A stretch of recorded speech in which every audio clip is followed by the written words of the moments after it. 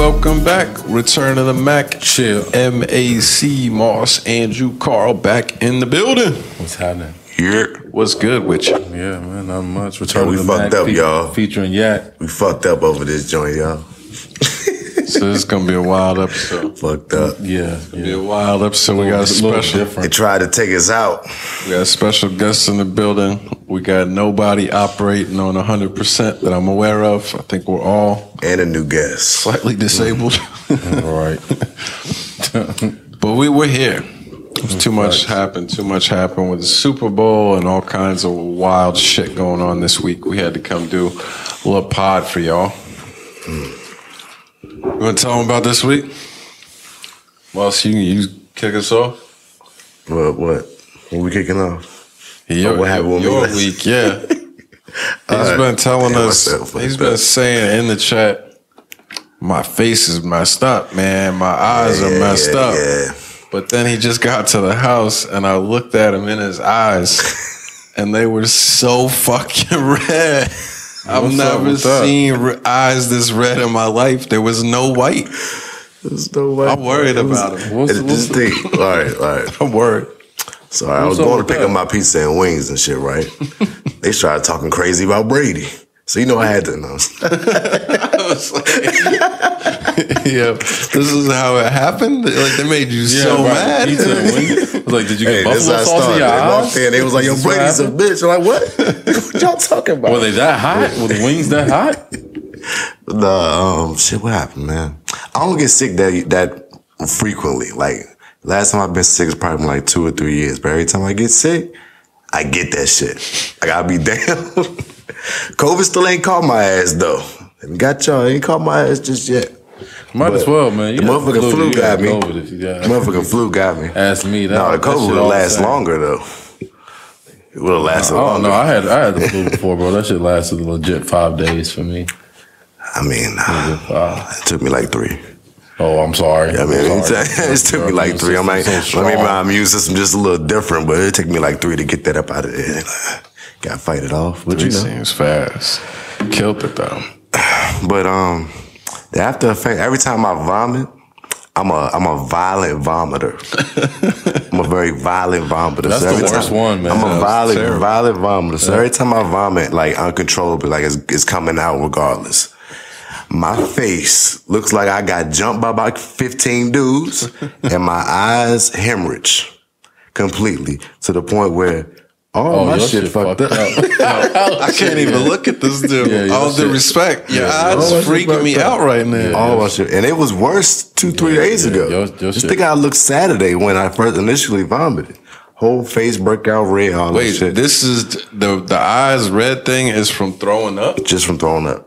That's crazy. You really that's different violent. Yeah. I thought it was like that involuntary type shit. Yeah, I mean, that's different, bro. Yeah, bro. That shit, like I said, you look like you legit busted a blood vessel or some shit like that. Just gone. Bloodshot. I just gotta wait for him to heal. But other than that, hurt. do you know you don't actually, you feel fine now? No, I'm good. I just look like I'm still fucked up. Crazy. That's the worst part about it. I gotta walk around explaining shit to 50,000 people every day at work. Damn, what's wrong with you? Oh, shit. I had a woman tell me the other day I had a stroke. You had a stroke? Is that what she asked you? You had a stroke or something you had? You need to go to the doctor. I'm like, I'm good. I just had the flu. This is what happens when I throw up. I can't help it. You've been wearing so it's like all your life? It's happened more recently as an adult. When I was younger, it used to not be that bad. I think as the older I get, the worse it gets, actually. Which is kind of weird. That is crazy, man. Yeah, I don't get it. You wear the glasses at work today? Nah, I can't work with the shades. I gotta see. Yeah, I guess I don't think I can answer those questions all day. I mean, I gotta deal with it. This is what it is. It is annoying though. Oh man. But whatever. Well, that's rough. That's tough, man. That's tough. That sucks, though, man. When did you get sick? What day was that? It was like later in the week, right? Yeah, I started feeling it more on Friday. Like, during the day that Friday, I was like, oh, I'm about to be sick. Like, you know, you just feel that shit all day. I was like, oh, shit, here it comes. I'm going to be fucked up this weekend. I knew it. Got off, took a shower, laid in the bed, didn't get up the rest of the night. It was over. Yeah, that's what. It was over. Yeah, right. You feel that shit in your body, That's like 3 o'clock. Like, I was just done for the rest of the day. Yeah. It was a wrap. And then I was like that the whole weekend, just fighting that shit. Got a little better Super Bowl then, so I was able to watch the game and shit, but that was about it. One movie. I hear that. Yeah. I hear that. Yeah. Because we recorded last Monday, whatever day it was. I think we acknowledged a little bit, but yeah, we got our extra guest in the house. Is the new pup. New pup here. Big Yackington. I call him Yakkavelli. Yakkavelli. Yeah. You know. That's not bad. You know, a combination of the two greats. You know. I don't know about all that, but just my personal opinion. That's it. When did you get the pup? Got him Saturday, man. So relatively like recently. He's about he's only like 8 weeks old, but expected to get about 100+ pounds, something like that. Yeah, he's gonna be a big guy. I knew he was gonna be a big boy, but yeah, he's gonna be a big guy. It's funny seeing him right now, just like a big ass baby. Pretty much. Like when he jumped up into my lap and like missed it and lost his balance. Yeah, like he ain't got the coordination at all, but he's still pretty big. Very goofy. Very goofy. Very goofy. It's been different though, man. Like I haven't trained a puppy in a long ass time. You have before though? Yeah, I mean I trained a couple when I was like younger, like or at least helped train, but I did the majority of the training. Like when I was like a teenager or whatever, we had a couple dogs then. Mm-hmm. Really, I think the first dog I trained, I was like 11 years old or something like that. So I'm kind of familiar with it, but then it's like, you know, you haven't done it in like probably, I don't know, it's been like 15 years or some shit like that. So it's been a long time since I had a puppy. And man, that shit's like, it's pretty much like a baby. So another mouth very to feed. similar. Well, I mean, the feeding ain't that bad or whatever, but having to get up and take his ass out, man. And it's like, if he piss in the house or shit in the house, he's so young, it's like, it's your fault. Yeah, you can't. You know what I'm saying? It's not his fault. So it's like, you know, pretty much I'm going outside every 2 to 3 hours around the clock. So. You see him right now? That's just crazy. He actually closed his eyes like he's ready to sleep finally. Oh, yeah. He's going to I'll tell you, the puppy nap is coming. That's hilarious. The puppy nap is coming for sure. But, I mean, it's been cool. How is he? Has he been doing good at night? Yeah, he sleeps with. I got another dog named Turtle. He sleeps with Turtle pretty much. They sleep together all night. Or like I said, I take him out about 2 or 3 times throughout the night. So for the most part, he does good. We tried the kennel shit. Man, that shit don't work. He would have cried all night, and I'm like, I can't go through this. So had to come up with an alternative for it. But yeah, man, I'm excited. Kinda. Yeah, this is my little homie right here. Yeah, excited, man. You wouldn't have brought the dog over here if you wasn't excited. Oh yeah. I mean, excited. yeah, he's a beautiful dog. So I guess he is. I want to show him off. He is a beautiful dog. Yeah, for sure. I had a puppy one time for a week. It wasn't mine. I got it for a girlfriend, and we were in college, so she was like balling back home in Florida. And this was like over a break time. So I had it for 1 week before she got back. And I got to give it away and say, this is your dog now. I don't have to take care of it.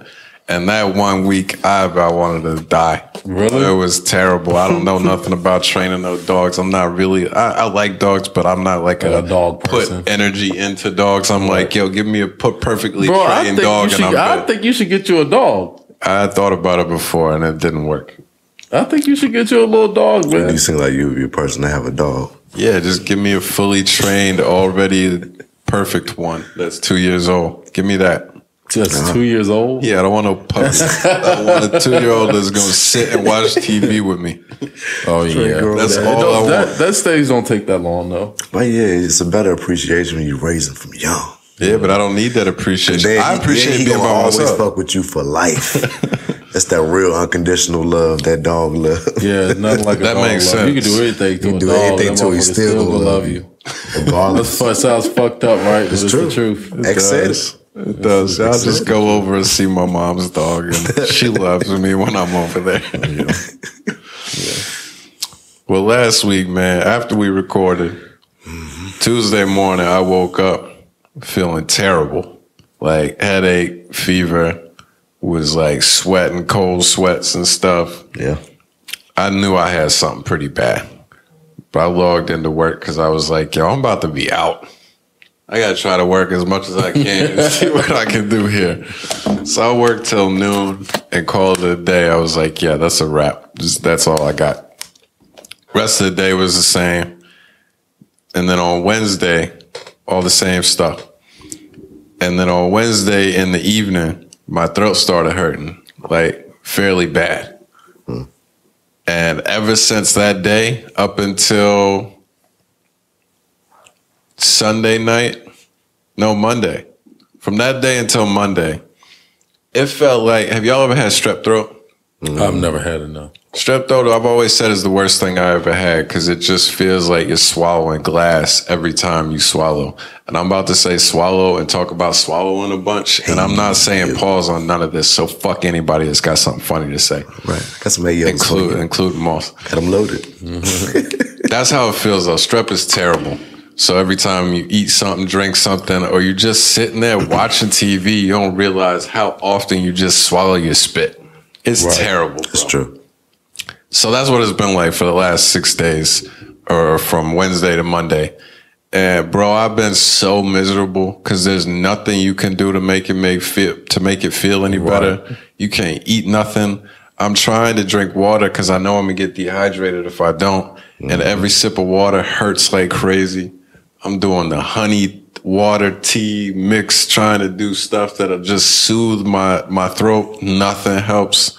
I ate so many bags of cough drops and so many bags of popsicles that like Sunday I woke up, like I said, I mean, that's like 5 days in at that point and still feeling terrible. I finally went to the doctor.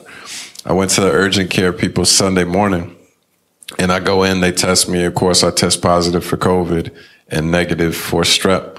So I'm like, yo, that's fine. I can wait it out. Like, I understand there's nothing you can do to cure my COVID.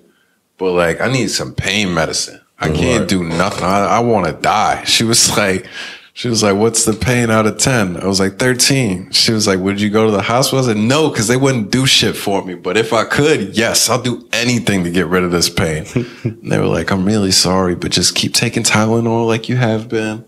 Ibuprofen. That's shit they can do. Didn't give me nothing, son. At that point, I joke about I'm a crier, but like, I cry like over like emotional shit. Like I'm sensitive. I'm a baby. Yeah. I don't cry over pain though. Like I have a decent pain tolerance. That morning, I was just like, Sunday morning, I got back in the car. I was like, yo, this shit is never going to go away, man. It hurts so fucking bad. But then you get mad and it like hurts worse. Right. Yeah. Oh, it's been so terrible, son. So terrible. But like all of a sudden, randomly Sunday night, like right before the Super Bowl started, like suddenly I just had like some relief. Like the pain went from like 9 out of 10 to like a 5 out of 10. Oh, nice. And I was like, I can deal with this. I can manage. I understand I'm going to get better here over the next few days. It is what it is. Yeah. At this point, I'm down to like a 3 out of 10 on the pain level. Like it really doesn't kill me or anything, but it still is just such a pain because I still can't eat nothing. When I go to sleep at night, I sleep for like 2 hours and then my throat gets dried out and I wake up almost every 2 hours and got to get some water, pop a cough drop, go back to sleep for 2 more hours. That sounds pretty terrible, bro. It's so shit. That's actually kind of the schedule I'm on with the dog, but different circumstances. There. Yeah, bro. I don't never want this again. Yeah, the cocoa is real. That's what that shit make you feel. You be like, oh, this shit is It's a real disease. This shit is a full body attack. That's what I called it, man. It's every day it's a different symptom and shit. The first like 3 days, maybe even 3.5, was like full body. All those symptoms that I mentioned from Tuesday morning. Yeah. It was like that for 3.5 days or whatever. But I can manage that. Like I just wanted to go to sleep and it is what it is. But the throat thing, it's not like being game in pain changer, something like that for sure. But it is what it is. Let's talk about the game. Hell yeah. Sunday night. I didn't pay no attention to nothing all week up until Sunday because I'm telling y'all, I would just try to sleep all day, every day. It was like the only time I feel better is when I'm asleep. But the game time comes. I thought that was an amazing Super Bowl. Like I thought it was a really good game. I thought the way that the game went, I thought it was one of the more unpredictable games that you'll see. Right. Just when you thought you had a beat, it was like a good like TV series or whatever. Like just when you thought such and such was the killer, they flipped the script on you and boom, this is what happened. So that's kind of how I felt watching it because it seemed like the negativity started to pile up for the Rams at a certain point. Like Odell Beckham goes down and then they come out in the first half and. What happens? They have that Bengals have the big touchdown on the first play of the first half. For the second half, sorry. Yeah. Had a big touchdown in the second half, first play. And then right after that, Matt Stafford throws a pick on their first drive, first play. So of the second half. So I mean, after that, it felt like, all right, well, the Rams could be the better team, but the Bengals just gonna outplay them to win the game. So. Well, to start the game, when OBJ came out and caught the opening touchdown, he looked good. He looked real good. He looked good, bro. He caught that opening touchdown, and the Bengals, I feel like they put a drive together, and they only got 3 out of it. It was definitely 7-3. Yeah. And then early in the second quarter, Kupp catches a touchdown. It goes 13-3. Right. And at that point, it looks like both receivers are going already. And the Bengals, when they had put together a drive, didn't finish it. And it's like, oh, shit. This might be an ugly one, like early on. Yeah. It could have been that way for sure. But the surprising thing that I felt like early on was it didn't really seem like the Rams' D-line was getting to Burrow early. They only got 1 sack in the first half, I think. All right. I thought that was the case. Yeah, I mean, I felt like you could see Aaron Donald getting some pressure at times, but they weren't getting any pressure off the edge at all. Like none from Leonard Floyd or was it Von Miller in the first half. I felt like you didn't really see them applying a lot of pressure on Burrow. Seemed like he had a lot of time. I thought so too. And then once Odell went down, then it kind of felt like, okay, maybe that was exactly what the Bengals needed to get back in the game. How bad do you feel for that dude? I mean, I've never been like contact. I've never like had like I don't know, sympathize with Odell a ton or whatever in his career. Yeah. But I mean, this one, it's got to hurt because it's like started off so hot. Well, I mean, he's done everything correctly, like to this point or whatever. He wasn't necessarily an issue with the Browns. You know, some things happened, not that he directly caused anyway, to get him out of there. But I mean, he did everything the right way with the Rams and was performing well. Every week it seemed like his role expanded a little bit. He was becoming or seeming like or flashes of moments of the Odell that we're accustomed to seeing, or, you know, that he came into the league being or whatever. And then to start off the Super Bowl with a touchdown catch where you just snag it over a guy. And then he had one good play, like I think it was like a crosser or something like that he caught. And he looked good plucking that out the air too. And so, I mean, it looked like it was to a point like, man, Odell's going to get a big payday this offseason. He could have won MVP of that game if he stayed in that game. Oh, yeah, that's possible too. But I'm thinking about, you know, just the future. Like, he was at least set to probably get about, what, you know, 10, 12 million? Maybe some good money. Somewhere between 12, probably 15 million a year. I think I heard him already say he's going to get the Rams a discount anyway or something. Something he said. I don't know why he would throw that out there. I would assume he'd try to go back to the Rams at this point. Yeah, it's a destination he's he'd like not to be somebody that's like, He's loyal, actually. Hurting for money. I mean, yeah, he got a lot of endorsements. He's always like a guy that will be able to go out and earn extra money because he's such a personality and people love him. So, I mean, I think it would be a good idea to maybe take a couple less to stay with a great team if that's the case. Mm-hmm. Yeah, no doubt. But he could have really set the market for himself. For sure. And now that having the rehab is going to set that back because, I mean, it sucks that he played in the Super Bowl when it happened.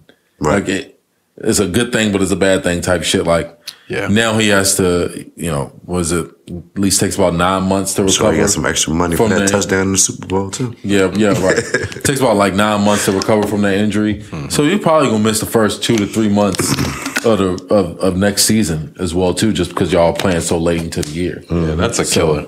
Thank God they ended up winning it. Right. He doesn't care about none of that now. Right. Once they got the dub, it is what it is. But if they would have lost the game and all that happened, it's different. It's like, dog. Right. It's different. This is terrible. And then it's like, you can be proud because it's not like you was sidelined since week 6 or something and y'all won a Super Bowl. He was a contributor all the way up until the point, and in the Super Bowl, he was a major contributor as well, too. It's not like they scored 40 points. They scored 23. Mm-hmm. So his touchdown was, it weighed in heavily, obviously. So, shout out to him. Of course, got to feel a little bad for the guy. But overall, like you said, it was a great game to watch. I feel like it went by fast. It did go by a little fast. The game felt like it was on an accelerated clock or something. Well, I don't think they didn't throw a lot of penalties early. It won't. And that's why it was until the last drive. I was going to say the Rams' last drive, damn near penalty free game until the last drive, and it was every single play at that point. Which one of them? What do you think about that Jalen Ramsey T. Higgins touchdown play? Do you think that was mask?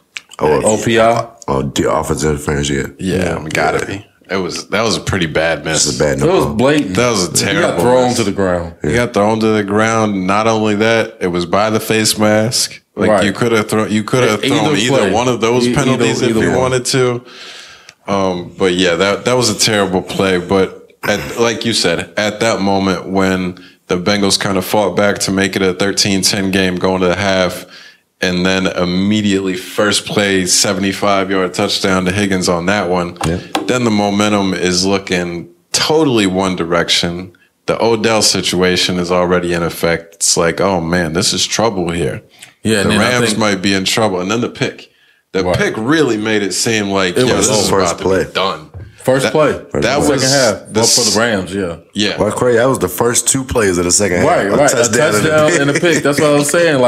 At that point, you're like, oh shit, it's going to get away from the Rams right here. That's crazy. And that was when their defense picked it up. 22 seconds. I know that I know Donald had a sack on 3rd down, but I feel like they got 2 sacks that drive to hold the Bengals to only 3 more points right there. Because that could have been huge. If they give up a touchdown there, then it's the problem. Yeah. But they kept it within 1 score, right? I believe so. Yeah, kept it at 20-13 at that point. Yeah, 20-16. Yeah, and that's like I said, that's huge. That was major. What the fuck was up? I know they got a couple stops on some 3rd and 1s with specifically Aaron Donald. One time he literally grabbed Samaje Perine by one arm and like Scorpion, get back here before he could get to the first down yard line or whatever. Yeah, that shit was an amazing play. But you gotta look at Zach Taylor a little bit in those situations. I think Joe Mixon had 14 carries for 70 something yards. Yeah. You gotta get that dude the ball a little bit more. What's going on? I see a lot of people talking about that. There's a bunch of 3rd and short situations. Samaje Perine's they was giving it to Perine. I'm like, why aren't you giving it to Mixon right now? Right. Look, you seen what Jamar Chase did in the game. He had some spectacular plays. T. Higgins had some spectacular plays. Yeah. Boy made some clutch catches. Chase toasted Ramsey a couple of times. With Ramsey, that one-handed catch. The one-handed catch and then the other one in the last play of the game where he just kind of ran around him, and it was just speed. Did you see the one on the last play of the game? When Donald sacked him, he beat him. He had beat Ramsey. that was going to be a TD. All I saw, it was like a still shot of what was going on in the backfield and then what was happening downfield. And all I could see was Ramsey was on the ground.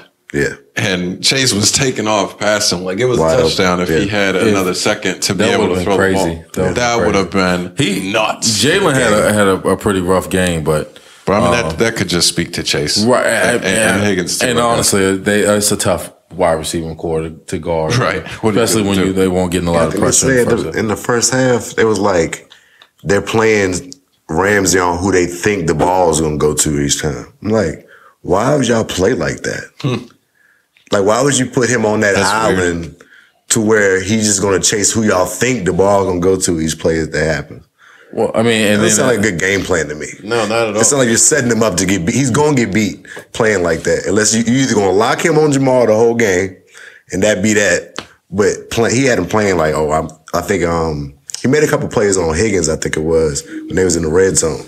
Where he just played them because they feel like the ball was going to go to him because he runs a lot of inside routes in the red zone, some shit like that. He made some stops sometimes, but it was still like, that's kind of a weird place to be in as a cornerback. Even if you are considered one of the best in the league, you should either have an assignment to where this is who you locking down, or you just play on one side of the field and play whatever plays y'all gonna play. But to have them moving around, I don't mind that, man. I think you gotta. It's the Super Bowl, man. I gotta utilize my best player the best way that I can, regardless. Like, but that's a different thing, though. It's not like you're saying just play the best player, lock him up all game. That's different. But it's saying you're gonna switch to whoever you think gonna get the ball on this play. That's what film studies for. He's a smart player. You trust smart players to do stuff like that. I guess you don't trust it to be like a rookie. You got somebody who's seen a lot of football, and Jalen Ramsey is 6 years or something like that in the NFL, and he's played at a high level. So, he's probably studied up. So I don't have a problem with that. But like I said, you just got to utilize your best players the best way that you can, and that's where I go back to the Joe Mixon thing. Is he wasn't utilized? He was one of your best players. You utilize Chase and Higgins and Boyd to their best abilities, but not Mixon. I mean, how many times did we see him catching passes and stuff and screens and stuff out of the backfield? I didn't see a lot of that. Like, get this guy the ball. He's one of your playmakers that you can trust. And the game was never away from you to the point where you had to abandon the run game. Like I said, he was averaging, I think, well over 4 yards a clip. So I don't get why you take him out the game. Yeah, almost 5 yards, like 4.9, some shit like that, right? He did get 5 catches, 4.8. He did get 5 catches for 1 yard, though. So obviously, them pass plays won't work. Well, I guess whatever was happening won't work there. But. Yeah, I honestly didn't notice much about it. I think of them as such a pass-heavy offense. It doesn't. I don't know. What you're saying makes sense. I didn't think much about it during the game. Yeah, he just kind of got lost. Like, you go back and you're like, oh shit, I don't even really remember seeing a lot of Joe Mixon. Yeah, not much at all. Any plays that you could say like, oh, I remember Joe Mixon making this play, even though he runs. Even though his stat line is pretty good. Well, I don't remember when he got the yards, but could any of it have to do with the whole second half? The Rams just destroyed the defensive the line. Yeah, like what everybody expected all week. Like, that was the thing everybody's worried about. Can the Bengals O-line be able to block it all? In the second half, you said they had 1 sack at halftime? Yeah, they had 6 in the second half.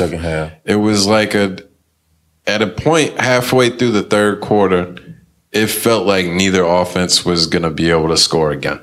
Like, both defenses seemed like they had locked everything up at that point. So I don't know. I think they might have been able to use Mixon better, but anytime you're giving up 7 sacks every single week like they have been, at some point that's just going to kill you, and it seemed like that was what happened. Finally caught up to him. Yeah, for sure. The last drive. You want to talk about the last drive for the Rams? Yeah. I'm sorry. Right. That wasn't the last drive of the game, but the Rams' last drive. Because like I said, it felt like they had no chance of being able to score the rest of the game. They were not getting anything going, and that drive just was nuts. It was just a play to Kupp every single time. That's what you do, though. Yeah. Like I said, stop trying to make football like a difficult thing or always trying to scheme up these X's and O's in crucial situations. That's not what it's about. It's about the Willies and the Joes. But give it to the best player on the field, right? And give it to your best player on your team. Right. That's what I would do. That's what you do. Yeah. And I mean, look, Cooper Kupp definitely proved me wrong. He did everything that I was waiting for him to do, or like, it's not about his skill set or, it's not about like, it was more about mentality that he played with is the reason why I said, I don't think he could be the best wide receiver in the NFL. That's wrong. He showed me that he plays with that type of demeanor and mentality. He's going there. He caught some tough contested catches, going over the middle, taking shots, knowing that he's going to get hit. In the crucial moments. So, and ultimately finishing off the drive. And I mean, I don't know why teams play him so dumb. And like both touchdowns is just a shame. It's like the first one he's running wide open through a zone and nobody has eyes on Cooper Kupp. Don't get that. And the second one, you single this man up on the goal line against Eli Apple. Come on, this guy almost busted out of the league. You know what I'm saying? Like, yeah, that was a bad idea. You should treat him like you treat any other, especially after he drove his team down the field pretty much. But all right, let's not forget that beautiful no-look pass by Matt Stafford. That shit was crazy. It was. That shit was beautiful. In that moment, pass. I've never seen that. Come on, bro. That was clutch. They even had him on the third. Defenders. Like, it wasn't like he was wide open. That shit was. It was a deep pass, too. It was a deep pass. It wasn't like it was short joint. Defenders in a window, like tight window. Like, yeah. People can't make that if they had their eyes on the target type shit. Exactly. It was accurate, like pinpoint. Cooper Kupp caught it in stride. That was amazing. But after you lead your team down the field, you single him up against Eli Apple. He's their only weapon at that point. Yeah, he's the only weapon. Odell who else is going to do it? Higbee didn't even play in the game. They're obviously not doing anything with the run game. The other white receiver that I had never heard of in my life dropped everything thrown his way. He wasn't good. It was terrible. Their offense looked so dead. There's one guy you got to make sure to stop. They even had him doing third down end around runs where he picked up the first. It was like, this is the only guy that might have been on the fourth. Stop. It was like, stop. That might have been on the fourth. It might have been. I can't remember either. Where he did that, but yeah, the only guy. But I'm done making fun of you about Kupp. We've settled our Cooper Kupp differences. But you were joking I think about Kupp settled it. There's nothing you can really say else about it. He's the number one big dog wide receiver. I don't care if he doesn't play outside that much or whatever. It's just he does his thing. Before the playoffs, and right now he's unstoppable. Before the playoffs, he had a season that only 4 other receivers had. After winning the Super Bowl, he has now had the single best season a receiver has ever had in the league. It's no more the question. I'm not going to disagree with that. I mean, it is. I think they said Jerry Rice did all the accolades he did. Kupp did it all in one season. Right. As far as leading in all of those triple crown, Super Bowl win, Super Bowl MVP, Offensive Player of the Year, Super Bowl MVP, and ring. Yeah, well, he did all in the same season. Nobody's done that. He's fucking great. He's not better than Jerry Rice, though. I'm not saying that shit. I'm not going that far. I'm not going that far. Yeah, he's great. But that final drive, bro, I was dying so much because we were just in the chat. Your phone had died. Mm-hmm. So we were having a blast. And then you popped in later and said, like, you said the same thing. It was like he did everything I said that he wasn't doing. Because when they slowed down one of the plays, I think it was the first touchdown where he was doubled on the inside. Yeah. And just like ran through the DB that was right in front of him to be able to get to the back of the end zone. And then he was wide open back there. But then he makes the catch and takes the monster hit. And it's like, oh, Carl said he couldn't be physical. And then the next player was like the 50-50 ball, one-on-one on the outside. And he's like, he can't play on the outside. They really like called the plays specifically to make sure he checked off all these boxes. That shows. I mean, the good thing is he needed to do those things in those moments. Like, they didn't have anybody else to count on. Right. What did y'all think about the pass interference on third down that really kept the drive alive or kind of breathed life back into the drive? Linebacker? Yeah. It was a pass interference. You think so? Yeah. You can't grab him. Did you think about it?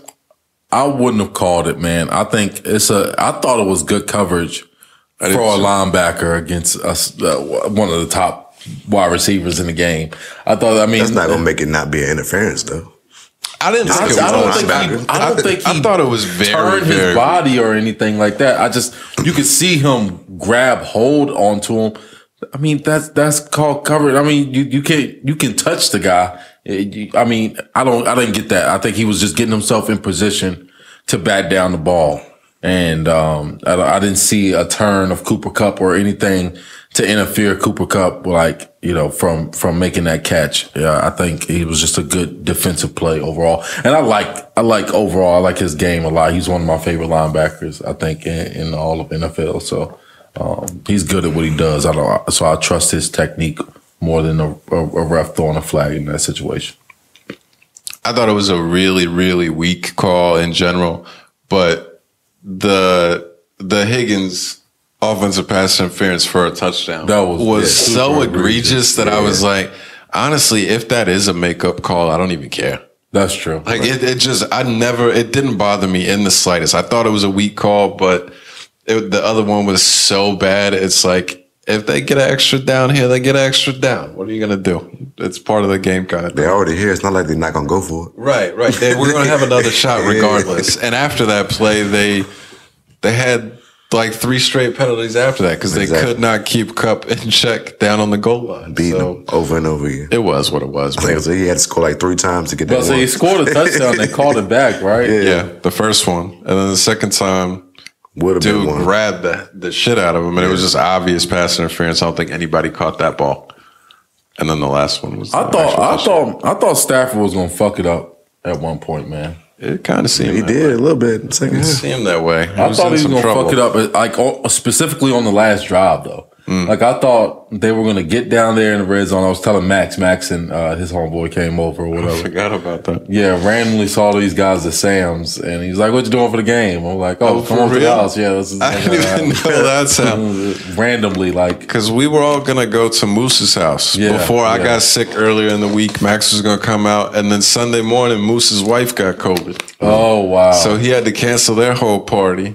And then Max was like, damn, Moose isn't doing his thing anymore. And I was like, yeah, he is. Oh, shit. Nah, he's not.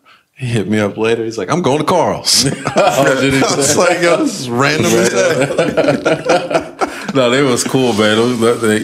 Good thing they came over because I made a lot of food and I needed some motherfuckers to eat that shit up. So, damn, what was I at? Talking about Matt Stafford on the last drive. Yeah, I thought he was gonna fuck it up, man. I didn't trust him in the red zone there, but of course he ended up pulling through. Do y'all think this cements him as a Hall of Fame quarterback, or do you think he was already Hall of Fame prior to this? I'm not good with Hall of Fame stuff with NFL, NBA. I think I've told you that he's before. Like top 15, top 12 in all passing really? Categories. Yeah. I mean, that's why he's played for a long time. Why not? How could it not be? 5,000 yard seasons and stuff like that. I don't know. I think with the Super Bowl ring, it's like. Oh, that's what confirmed cemented it. Yeah, I feel like if you don't feel like he was a Hall of Famer before the Super Bowl ring, then the Super Bowl ring shouldn't confirm it. It should change it. Nah. Why shouldn't it change? That's a super accolade. I kind of look at that team, bro. Like it won't. Just because of Matt Stafford. That same team with the Super Bowl 2 years ago. Yeah, it's never just because of your quarterback, though. And if you could look at any team that won a Super Bowl and be like, oh, look at that team. He had some great players on it. Yeah, they won a Super Bowl. But it's different when you talk about certain quarterbacks on certain teams. But Matt Stafford was always looked at least, maybe not a top 5 quarterback, but at least a top 5 talented quarterback in the NFL. So it's not like he was fucking, what's the guy's name that played for the Ravens back in the day? He's not a bum quarterback that got carried. He was a key member of the team and contributor. One of the top passers in the NFL this season, statistically in pretty much every category. So it's not like, he was riding coattails in this situation. I'm not a huge fan of the championship thing, like putting tons of weight on that in general. Yeah. But I think for Stafford, it actually makes more sense as a part of judging him than most other players because his whole career was on straight garbage teams. And you could kind of discount some of the accolades and the numbers as, well, they were playing from behind. It is what it is. Like, they're no good. These weren't meaningful games, blah, blah, blah, blah. But when the one season he does get to a contender, he elevates them and comes through in the big game and finishes off the Super Bowl. I feel like that really speaks to, it's not just like these numbers were meaningless before, if that makes sense. Yeah. I mean, to me, I'm not saying he's first ballot or anything like that, but he's definitely punched a ticket into the Hall of Fame. And he's what, 3 or 4 years left on his career at least, probably. So, do quarterbacks have a hard time getting in? Like, it seems like the guys that are always talked about as like borderline guys and this person should get in. No, I don't think so. It seems like they're more like receivers and stuff like that. I don't hear that debate about most quarterbacks. It seems like the quarterbacks are either if you're agreed that they're in or they shouldn't. Right, you're gonna get in. If you're a great quarterback, you're gonna get in. Okay, I kind of thought that might be the case. Like much controversy there, especially the way quarterbacks are celebrated in the NFL nowadays. So, what did Richard Sherman say? Oh, he was going in. He had a whole bunch of shit. I got composed. Was this who? About Matt about Stafford? All I saw was like it on Twitter. And of course, without any context or anything, it just looks like he's just hating for no reason because the guy just won a Super Bowl and he just has the opportunity to hate. But I don't know the setting or what he was even. All right. And I quote from Richard Sherman, I'm going to talk about it on the podcast. This makes sense. He's trying to promote something. Yes, but the Hall of Fame bar is incredibly low now. Like a participation trophy. No all-decade team, no all-pro, no MVP, one Pro Bowl, not even MVP of the Super Bowl, never considered the best in any year he played. At least Matt Ryan has an MVP. He gets his day, brother, but just throwing around Hall of Fame like that just irks me. I thought it was just wild because he was just going in on like right after he won and shit. It was just going crazy. So many had to be the most dominant to make it. There is a measuring stick that makes Stafford a Hall of Famer other than playing in the most passer-happy decade in NFL history. Inflated numbers make every QB that starts 10 plus years a Hall of Famer. Okay. That's not true because I think it will adjust with what we see over the course of time. Like, inflated numbers have always been a thing if you look over the course of decades, or you know what I'm saying? Like, at a certain this point, generation, the goal changes. It's going to change because this is the norm now. Normal is to throw for 4,000 yards. That's not going to get anybody in the Hall of Fame for throwing for 4,000 yards consistently for 10 seasons. That's not going to happen. In the 1960s or the 1970s, hell yeah. You know, that'll do it. This guy is slinging the ball all over the yard. So it has to be context when you're looking at stuff like that.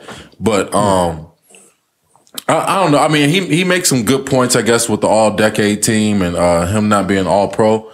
But the only thing I will push back and say is just remember this guy played for the Detroit Lions. And they just, as a team, they won't win in many games. And if you're not winning games, you're not going to collect those kind of accolades like MVPs and all-pros and Pro Bowls, such as, you know what I'm saying? It's just not going to happen for you if you're not winning any games, regardless of how well you're playing. So that's the only thing I will push back with that and say that. Still ain't get him. It's like you still ain't get him. I can see his point in having that side, like you have no accolades. This is your first year where you actually acquired accolades. I mean, that's getting the ring. Which I guess, but he's led the league. Saying like before this season, I think it was questionable for him to be considered a Hall of Famer. Hasn't he led the league in passing this before, ring and being this a couple times? Oh no, hasn't he's been I mean, I'm sure he's had a couple 5,000 yard seasons, at least one. He's led the league in passing before and stuff like that. But I'm just saying, it's like, well, it's like that Kevin Love effect, right? When we talked about like stat book stuffers in basketball. Yeah.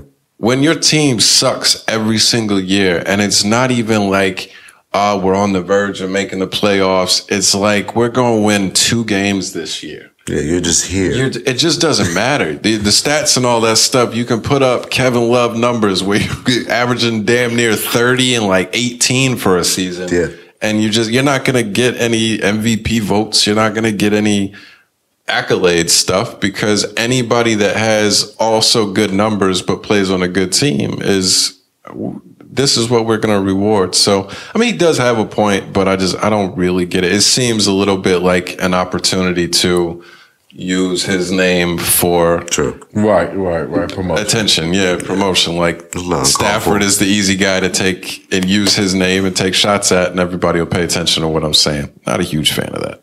Yeah, like I mean, is Richard Sherman a Hall of Famer? Then I guess he was considered one of the best corners of his time, but I mean, at the same time, I mean, he was on one of the best defenses of all time. Too, right, you could always say like that's what I'm saying. It's always going to be right. It's always going to be that. Like if you win Super Bowls, you could say like, look at that team. You have to say that. Like it's going to be some studs everywhere. I mean, everybody needs help, and nobody out there winning it by themselves. So, particularly football. Yeah, right. I can see it being a little bit different when you look at the Rams. So, like they really bought this team up. They did. Like they really bought this team up over the past 4 or 5 seasons or whatever.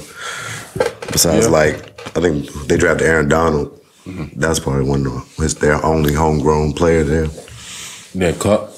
And Kupp. Kupp was like a 4th round pick. And Kupp. That's true. People did not believe in Cooper Kupp. I'll tell you that. So. Well, what about halftime? We did the game. What about that halftime show? It was live. That shit was live. I loved it. I fuck with it. I think it was the best halftime show I've ever seen. I can't argue.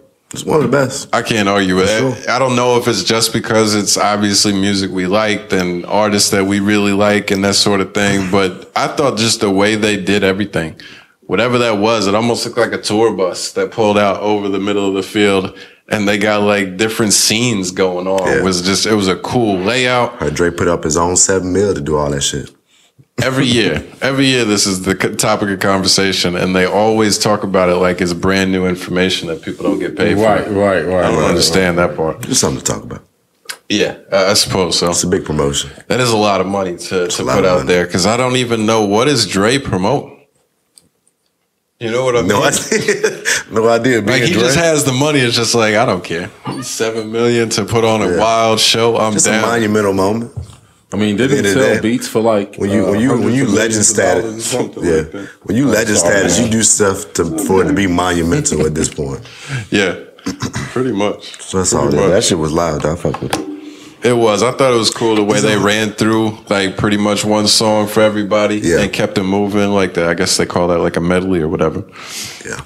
It was dope, man. What 50 Cent was a surprise, right? Did we know he was coming? Nah, I said the same thing. I was like, he fits so well with the whole group. Maybe he was a part of the show, but I don't think his name was a part of it. Yeah, I think that was a specific Dre thing he wanted to do. You got to have 50 in there in the midst of all that aftermath legendary stuff going on. He looked like he was struggling upside down a little bit. That was definitely. Did you see the clip though when he got up there?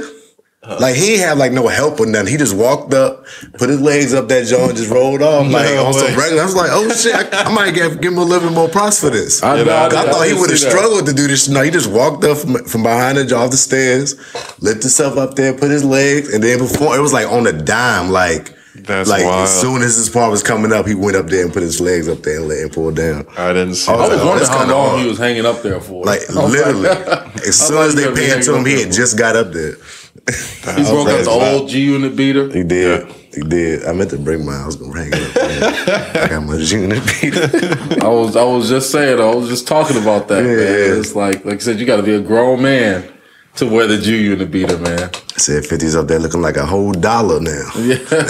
Yeah. He was wide body. He looking a little bit bigger than he was back in the day. That grown man weight. A little different, yeah, for sure. Killed that shit though. Sure. That shit was what happened? They teased the Pac shit a little bit. They were talking about doing the hologram or whatever, and they did tease I Ain't Mad at You on the piano. Yeah, I thought that was really dope. That was cool. I hate that they didn't really do anything with it, though. I mean, they transitioned it to another song or whatever. Still DRE. I think the hologram thing is corny. I didn't want them to do they it didn't do that. The last time I seen the hologram, I was like, it was so bad. Oh, really? That I didn't. The last Tupac joint, the Coachella joint. Yeah, I thought that shit was hard. I thought I remembered it looking like super legit. Oh, well, the last one I seen, I don't know if it was that was the last Tupac joint. The last one I think that was the first one they did. Was probably years ago. So I just thought it was so bad, like don't do it again type shit and ruin this. It's just more cool, like a one-time surprise idea. Like when people are calling for it, bring the Tupac hologram. It's like this isn't cool anymore. Yeah. Like it was dope that it was a complete shock whenever it happened at Coachella or whatever it was. Yeah, but yeah, I was glad that didn't happen. Yeah, I'm surprised that's the first hip hop halftime show ever. It's kind of wild when you really think about it. Yeah, I never thought about it. So I hadn't either. So they've had like random guests, but not a full the main course, if you will. It's normally pop and stuff like that. R&B pop, yeah. That's it. Yeah, I thought it was dope, man. I thought the commercials were good. I can't really remember them. They were good. I remember. It was cool. I thought it was some good commercials this year. I thought overall, man, this is a solid Super Bowl experience. And you can't tell me like how happy I fucking was at the end of that shit when I realized that the Bengals were gonna fucking lose when Aaron Donald got that sack. Oh, my night just got so much better at that point. I perked up, man. Like I said, this motherfucker Joe Burrow show up all clean and looking all nice and shit with his tiger stripe suit and shit. He was clean. I'm like, yeah, he was clean. I said, I need some negativity to happen to this motherfucker ASAP. So he was hype when they looked like they twisted his knee like that series before. It would have been nice to see what Ryan Finley in the game. That would have sucked. That would have sucked if he went out of that game right there. This guy trying to ruin everybody's Super Bowl just so the Bengals don't get a dub. Whatever it takes. That should have been ass if he went out the game right there. That would have been terrible. Yeah, I mean, it would have made for a bad game, but like I said, I'm just happy they didn't win it all. Wouldn't have been able to make it through an off season of Joe Burrow's the best quarterback in the league and the new face might be getting of the NFL. So I mean, at least some of that shit will be a little suppressed. It won't be near as bad. It won't be near as bad for sure, as if he won. And then, only like all-time greats come in and win a Super Bowl in their second season. Jesus Christ. He won't be in that category. So anyway, now that you guys got that out. Yeah, man, I thought it was a great Super Bowl. Good stuff. Yes, sir. Long ways away from next year now, it feels like already. Mm-hmm. Now it's time to get on this NBA. You know what I'm saying? Because it's going down. Trade deadline happened last week. Talk about the trade. It went down. Bunch of moves being made by different teams. Karis LeVert moving. Porzingis to the Wizards. That was a weird one. It's a bunch of wild shit. Halliburton to the Pacers and all them. But the big one that happened. Well, so yeah, we don't give a fuck about those guys. I'm gonna be honest. Yeah, I know you don't know nothing about that. You probably don't know these players I'm talking about. I know. You don't pay attention to these players. Who actually gives a fuck? Sabonis back and play with Jordan? I'm trying to build it up, bro. I'm just giving people little scenarios that happened before the trade deadline. Yeah, that's cool. And then right before the deadline hit, I think it was the day of or the day of, right before it hit. And Harden got the trade he wanted.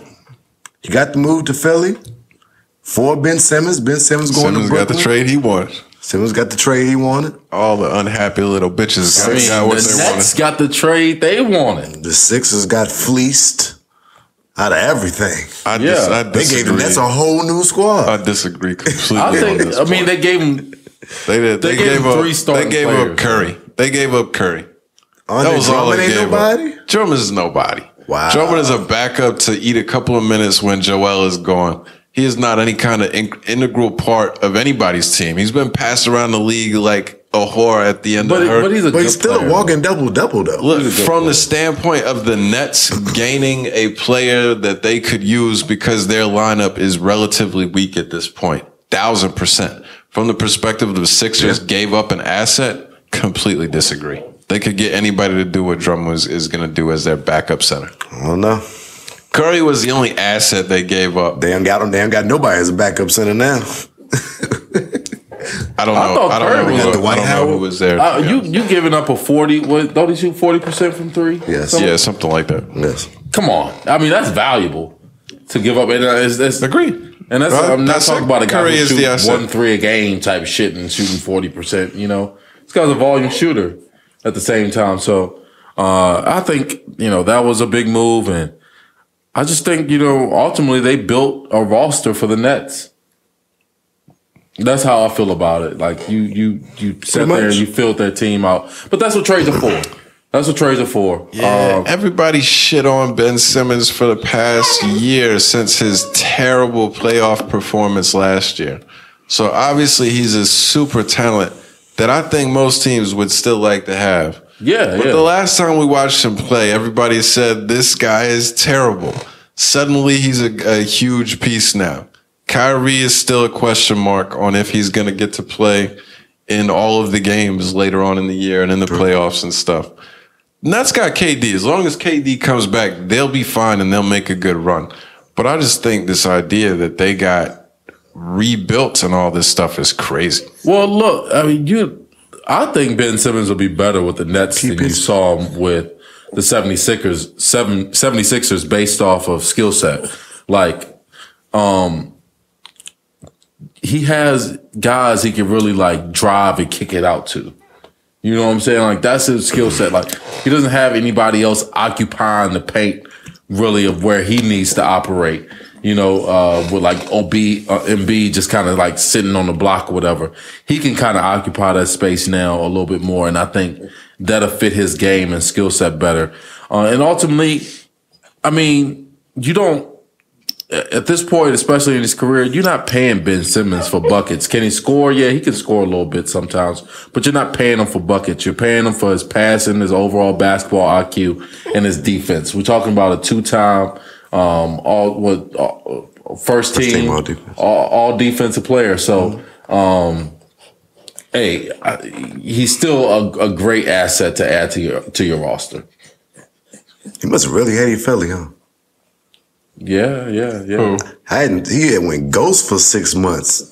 The next day I didn't be in trade. He on the sidelines, cheesing at the game, doing shoot around, warming. I'm like, where's motherfucker? Did you see his press conference? Y'all watch any of that? I seen some of them.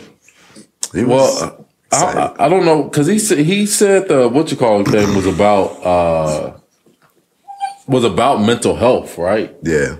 But he said he had been feeling this before the playoffs. But then he said it wasn't about mental health at the same time. So I think he might have fucked his case up a little bit. Oh, about like if he's trying to get money back. Yeah, right. I don't think he cares. I don't think he cares anymore. I think money gone because that money doesn't matter. He's owed $35 million next year, 38 the following year, and 40 the year after that. Very good. Like the money, as long as he gets it back, he doesn't care about. But while he's kind of held hostage or in limbo on what was going to happen in Philly, it's like, I mean, losing $20 million this year is a pretty big deal when I don't even know what's going to happen the next couple of years neither. Yeah.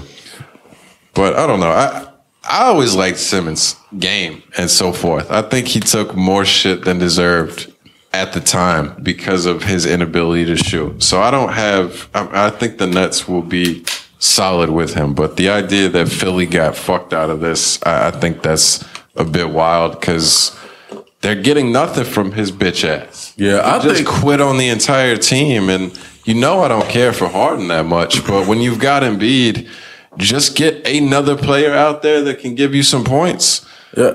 Sixers should be solid. Yeah, I think ultimately the Sixers got what they wanted out of it.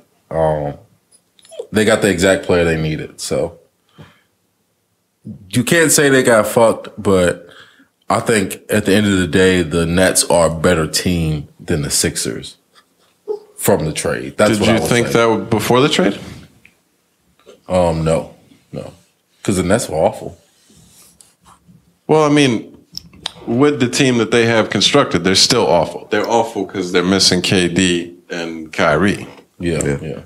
If they had those guys, trade or without the trade, I think they were still arguably the better team. But I don't know. It is what it is.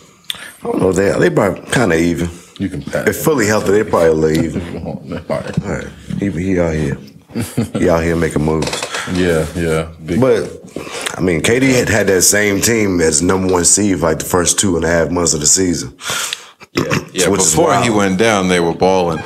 I heard that they lost 11 straight. They did. That's insanity. I didn't realize they were that bad right now without those guys. I mean, it makes sense. And funny thing, after the trade, Curry and Drummond's first game was their win to snap the streak. Oh, yeah. They got to win the snap the streak. I don't think Kyrie played that game. I mean, they're playing with guys I don't know. They're playing with players I've never heard of. Yeah. Because they have no depth on the lineup based off of all the guys that they've had to trade. Patty Mills and LaMarcus. What about Harden at this point? I think he continues to look worse and worse as his legacy is concerned as he continues to run through teams and want out after a certain amount of time. Yeah. I think I hate him, so I don't have a good unbiased opinion. Is it just him and I mean, y'all don't think it's a similar career path or between who? Him and Westbrook.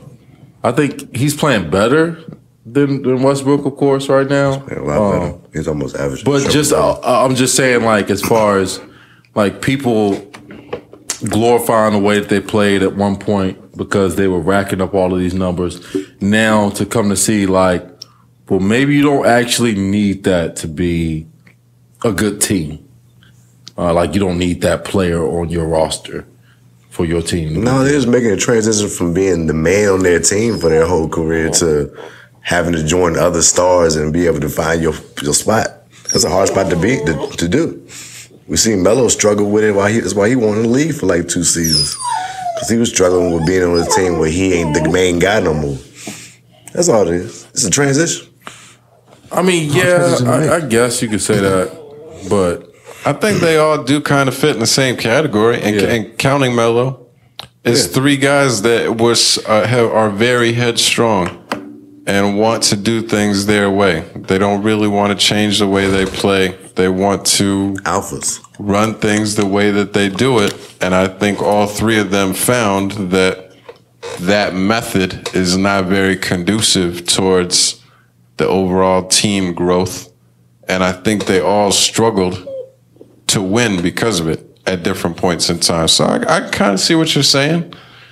I think James's is the easiest one to fix because he also has a tremendous passing ability. Yeah. The other guys, not that they can't pass, whatever, but they were scorers, and you could kind of pass off from their scoring ability. Yeah. If Harden wants to be a passer, he could put up 3 straight games in a row with 20 assists and no points and dominate a game. Right. He has the ability to dominate in different ways. Yeah. So I don't know. I think he has an easier path to get out of it, but the more times you are unhappy with the team and want to go elsewhere, it just looks worse and worse when you're getting moved and it still is not working out the way that you're expecting it to. Yeah, it's always going to look worse. I mean, but he initially wanted to go to Philly anyway from Houston.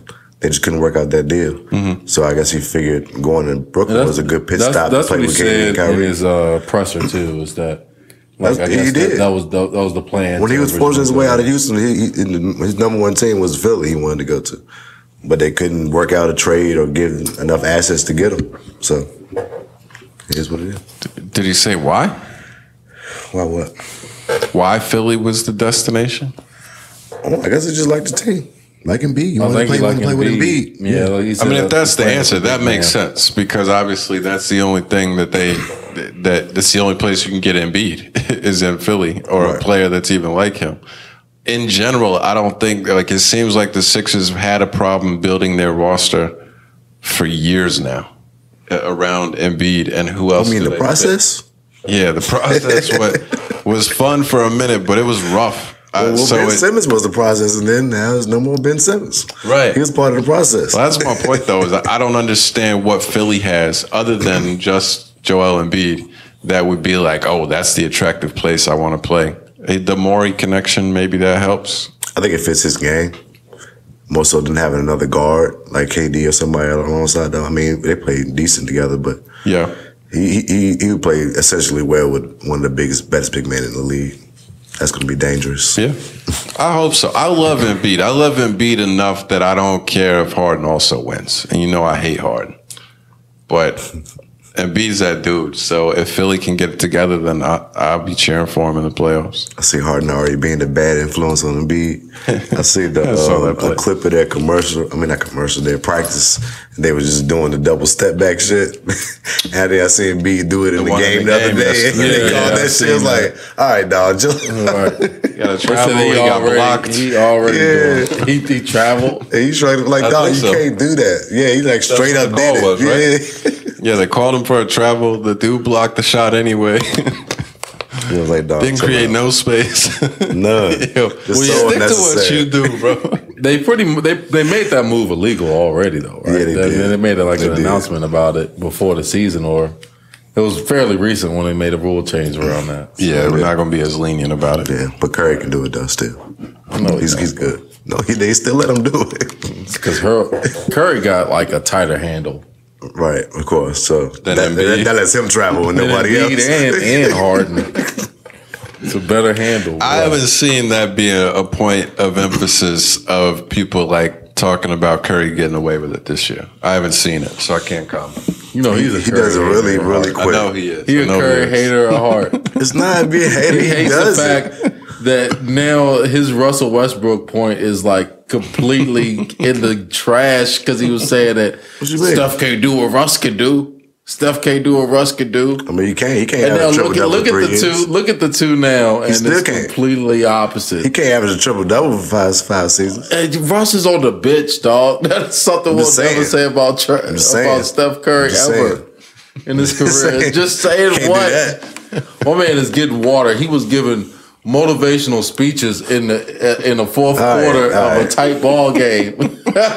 Steph will never be able to dismantle the Lakers' entire franchise. I guess so, right? Yeah, I guess so. No, I'm not no hater, bro. I'm just kidding. I'm just saying, this guy is single-handedly keeping LeBron out of the playoffs. This is impressive. The LeBron stopper. If anybody, I bet teams wish they knew this shit in 2010. The LeBron they would have shipped his ass over there to the Miami Heat. I seen y'all seen the LeBron commercial, Super Bowl, Joe. He was talking to his younger son. Oh, I know what you're talking about. I seen the already. picture of it. Somebody put the caption, yo, if Russ call you, hang up or don't answer. I'm like, yo, they stupid as hell. But I mean, it's stupid because everybody say that LeBron wanted Russ, though, right? Yeah, he did. Like that, like they like friends. They've been friends for years. Right. And I mean, you assume that because LeBron's been a GM for his teams for years now at this point. But it's just like, why did you, somebody as smart as him, like as far as with basketball IQ and stuff, why did you think that was going to work and we all knew it won't going to work? Like, nobody was going to agree that it would work anyway, even if it did end up working. Don't do that. Everybody hated that Russ move from the jump before he played the game. Well, that's what I'm saying. Why did he think it was going to work and we knew it wasn't? That's why people hated the move. Because we knew it wasn't the fit. It wasn't what the Lakers needed. So I wonder why. Like, is it just like they was homeboys? Like, you think there's got to be an element too that just LeBron just thinks he can mold any teammate. Right. Maybe like he sees him even with Kyrie. As much as they bumped heads and all that kind of stuff, like they put together a championship team. What do you think? They still made it happen. What do you think about his comments on when they asked him after they got destroyed by the Bucks? They asked him if he thinks they can get to the Bucks level or they're on the Bucks level, and he's just like, no, we're not on their level, and it pretty much said that he doesn't think the way that they're currently constructed that they could, really compete. That's why I see. That's an honest answer. I like it to be honest. They're defending champs. Yeah, no, I mean, it's honest, but normally you don't get that level of honesty. But I think he said after that, he was like, I think teams would say the same thing after we won it in the bubble, that they're not on our level. Da, da, da. I don't think anybody would say that about that bubble team. That's what he said. Yeah, no, he did say that, but I'm just saying, I don't think anybody would have felt that way about that bubble team. Oh, God. You want to get in the mic, bro? You want to get in the mic? You don't like LeBron neither? Yeah. Respect. You can talk if that's the case. Nah, I liked it, honestly. I'm not a fan of the like fake positive bullshit motivational leader that just like will always say that, well, I think you get a little Russell Wilson-y. If after that you're like, yeah, I mean, I think we just need to try to turn some things around. Nah, we're not on the Bucs Still level. think we got a chance to contend for the title right now. It's like, all right, dog, we got it. We're not on the Bucs level right now. It is what it is. I like it. Gonna be some issues. Do y'all want to keep it moving? Y'all said there's a lot of other stuff to talk about. I tuned out everything else that happened last week, so I will be glad to try to comment as I can. I say we switch over from basketball and go to boxing. Okay. Talk a little bit about DaBaby. Baby on baby. Yeah. DaBaby had another altercation or physical encounter with somebody else. This time it was Danny Lee's brother. You know, his baby. He had a double header. He had a double header? Yeah, the way he knocked that LA Lakers freestyle out earlier that day. And then put the beats on my man that night. That shit crazy. Well, that happened that night? Yeah, he had the same fit on he had in the freestyle. Oh, okay. Well, what do you guys think about that video there? Well, was it Danny Lee's brother or something? Yeah, Danny Lee's brother. Well, he said after that altercation that he was gonna see him. He was on site. He put it out there in the atmosphere, so he just put my man's on high alert, and he decided to roll up to the bowling alley with him and his whole crew, Dolo, to confront him. Don't see how he thought that was gonna play out. Yeah, that's what I think. Other than how it did, it's like, what did you expect was gonna happen? Like, I see a lot of people like saying like, yo, DaBaby's trash for what happened, what he did, but it's like, no, DaBaby is consistent. Right. You run up on DaBaby, this is what you gonna get. You probably gonna get knocked the fuck out, right, or seriously injured, or possibly death. This is a possibility. This is what's happened to people who've done this to him over time. So he's consistent in what he gives you. So yeah, I mean, I don't get what all of the hate for DaBaby is when it comes to this. Like, why do people think like jumping is such a bad thing? It's like, you should expect that. If you run up on somebody who's with all their boys, they probably all gonna fuck you up. Especially when like 3 of them are his security. They're gonna secure the situation. Right. Like, what you doing? What you think is about to happen?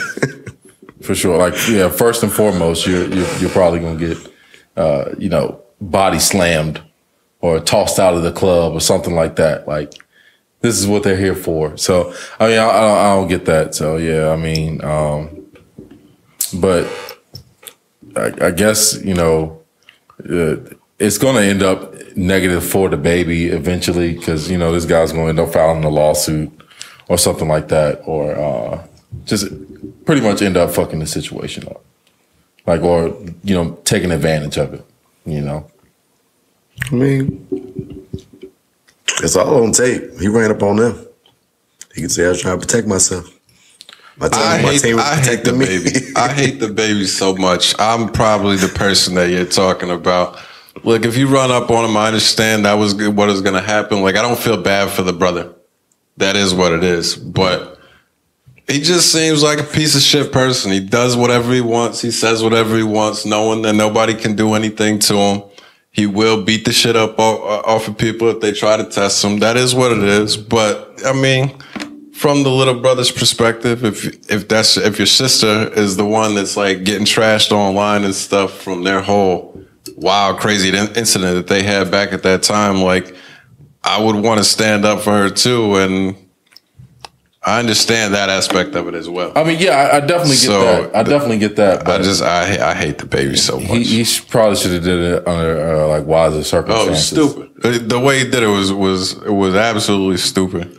And he's trying to use this for clout as well. Don't get me wrong. Right. He was trying to be a tough guy as well. So if you're gonna try to be a tough guy, then if tough guy things happen to you, it is what it is. I don't really feel bad for him at all, but if Baby ends up losing a bunch of money off of this, I also don't give a shit. I doubt he loses a bunch of money. I don't think so either, because there's too much proof of somebody saying I'm going to come and see you at some point and so forth. I mean, he was obviously asking for a fight as well. So the fact that he got a fight, I don't know. How do y'all feel about rappers being in like these like confrontations, being like firsthand in these type of like confrontations, like not necessarily letting their security handle it, like them jumping in? At some point, you gotta chill, because at some point it's gonna get to be could be a fatal situation and get worse. You don't want to put yourself in that position. That's why you pay for your security. That's why you pay your security. I say that to bring up the Kodak situation. It was kind of similar, not like as far as I don't really know. Nobody knows what the issue was exactly that occurred, but apparently one of his sniper gang. It was at Justin Bieber after party or whatever after the Super Bowl, or no, this is prior to the Super Bowl, the day before, right? That night, and you putting Bieber on the remix. When you see me, I'm white. See what you doing? I have no idea what that means. How does it go? My name Kodak Black, but when you see me, I'm white. It don't mean nothing, man. Kodak was just talking in that moment. I has to smile to get Bieber. I'm white. I might fuck your white wife. Hilarious. But yeah, so one of his, I guess, sniper gang affiliates or members got into a tussle with some dude, or I guess some dude said something, and they started getting into it and they were fighting, and Kodak just jumps in it. You can see him jumping and he started throwing punches. Oh, really? Yeah, he started throwing punches, and like maybe not even 5 seconds of him jumping in it, like some dude literally point blank, maybe less than 5 feet away, just starts letting off shots. He let off probably about 10 shots or so. Damn. 3 people got hurt, or 3 people got shot, 1 including Kodak in the leg, and then 2, it was like one was like a 60-year-old man or something like that, ended up getting shot too. What was he doing out at 3 a.m.? Yeah, seriously, over there. But yeah, I mean, it could have been like one of those tragic situations where, you know, like similar to a King Von situation. Could have been gone. Yeah, like easily. Like I said, it was point blank. The dude was right there on him. If he was any kind of real killer, like a real shooter, like, I mean, Kodak would have been done for sure. Like all, you know, whatever, 5 shots would have landed in him. So, but dude was kind of like running away as he was shooting the gun. So he didn't know what he was shooting at, kind of. He was just letting them off. Point back. And yeah, right. Just let them off. But he, like I said, he let off a fair amount of shots. But I mean, it just goes to show, like, I know Kodak has some security in the area and you know, stuff like that.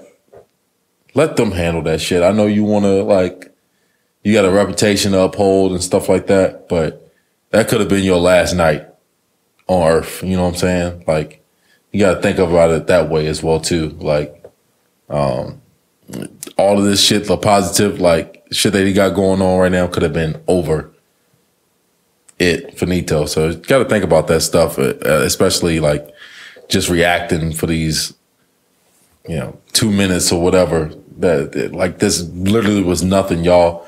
With a night that you could forget about, now it's a night that you'll remember forever type thing, just because you kind of escalated and jumped into it. So I think it's got to be a message for all rappers, especially if you're in, like, in your own environment, you're in a different like state, different time zone, whatever. Like, people operate differently. You don't know what they got, what's going on necessarily. So you got to just move a little smarter. I think that should be a message or a warning for all rappers. Like, let the people you pay get involved in shit like that. Also, it took your guy to almost have a fatal situation for you to realize you shouldn't be living out your raps, bro. No, I mean, I think, you know, it's important to be consistent. He was consistent with who he was. You see him jump right in it. But that's not necessarily the smartest thing to do. I never said it was that. But you should be consistent. It's different if somebody, like, ran up on you or something like that, you know. I think you should always protect yourself. So that's different from a Meek Mill, Tekashi situation. That we're talking about that. I'm not doing that again. But we can't talk Meek, though, on this Roddy situation.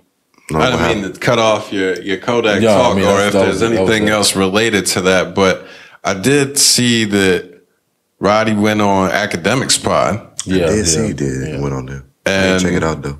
I didn't watch it. Did you see? So neither of y'all saw what he said about that situation? No, I don't know what he said. I don't think he said anything like negative about Meek, but he said he talked to Meek about everything that was being said on Twitter and all that, and basically said, Dream Chasers was feeling me back at that time. It's all love between all of that, but he kind of went out of his way to say that Nipsey is who put me on. Yeah, right. I thought that was that was really all I saw from that conversation, but I thought that was interesting. Well, he did say, like, at one point he was fucking with Dream Chasers and whatever Nipsey shit is too. Like, he's like, man, I got videos of me wearing both of the chains or whatever, blah, blah, blah.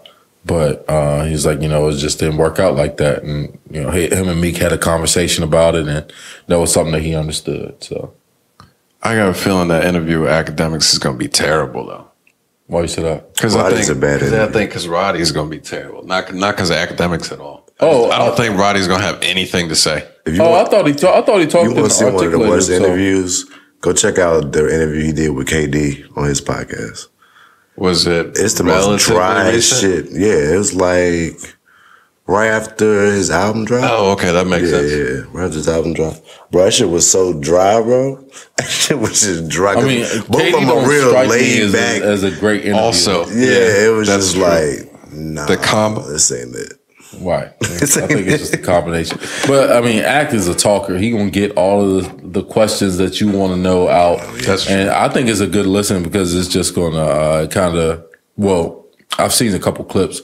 I think, he'll put you in this perspective of where his head was at when he was making the album and how he feels. Because, Act going to ask him, like, how you feel now that you're getting such bad, like, feedback from your last album and stuff like that. So, he's going to address a lot of those questions. And from what I've seen, he's been pretty like candid and like real. Really? About So how I feel about that. I haven't seen enough to comment, but I think that's actually kind of another part that made me think that the interview wasn't going to be that good. Because I did see that he asked him about leaving social media or whatever. Mm-hmm. He was like, "Dog, I just found out that somebody close to me had died or got shot or something like that. That's why I left social media. It didn't have nothing to do with all these people." And I just don't buy that for a second. Nah. No, that's not real. But maybe I'll have to listen to it. Maybe he gets into more details. It could be, but why couldn't that I think it's possible. Yeah, but it's definitely possible. You telling me that right after he put the snippet out and everybody says all these mean things that you ever believe in, like, there's no such thing as a coincidence? Like, type shit. Like, you know what I'm saying? Like, especially when it's that convenient, a convenient coincidence. Like, that's what I don't believe in necessarily. But it is what it is, whatever his reason was.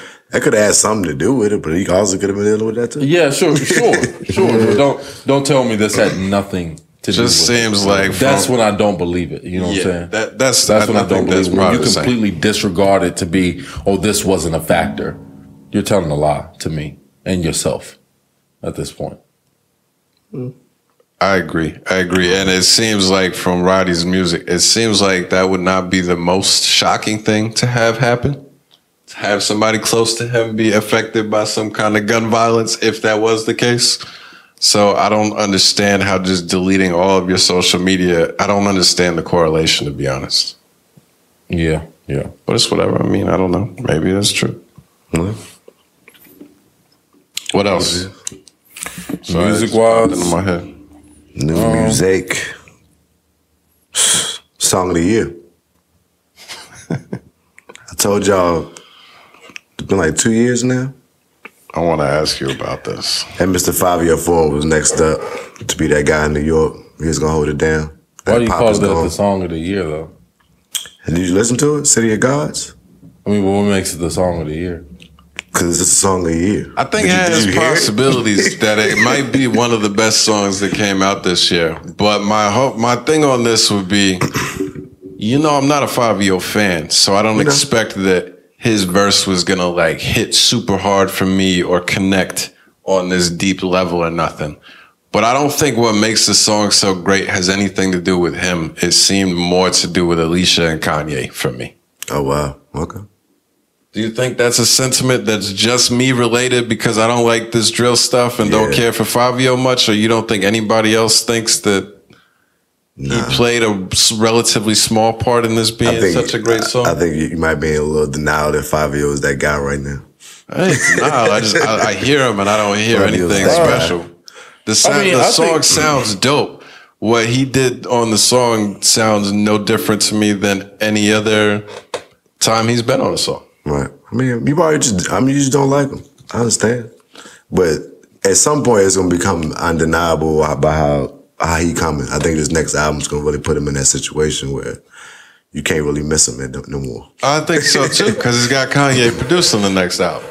Okay, yeah. I'm not saying he fucked up the song or nothing. It's but more the names behind Fivio. But that's how anything. That's how anything happens. Is the names start to emerge when you that guy. That's not how anything happens. That is how it happens. No, I mean we've seen plenty of rappers blow up organically instead of like being force fed. Well, there's something to the fact that Ye connects with him so. Oh, for sure. Like I'm not trying to shit on level. But what I'm saying is, I'm giving it props right now. I'm saying Ye sees something obviously with him to want to have him on his album, to put this song out and to want to produce the next thing. So he obviously sees something I don't.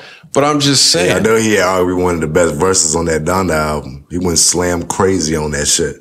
That song was like by far one of the best. It was cool. I don't think it was because of him. I've heard better Fivio verses.